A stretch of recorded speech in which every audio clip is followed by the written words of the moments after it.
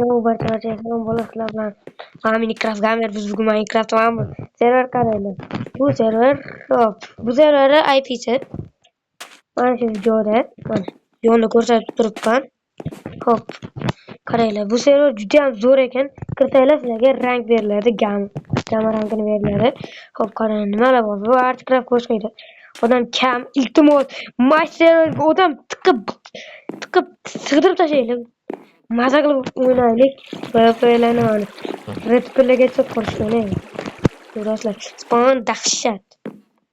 Hop, qarang. Endi nima qilamiz?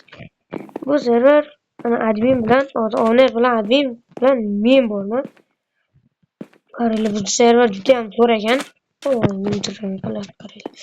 Hop, server tez kirib maza qilib o'ynaylar. Juda ham zo'r server.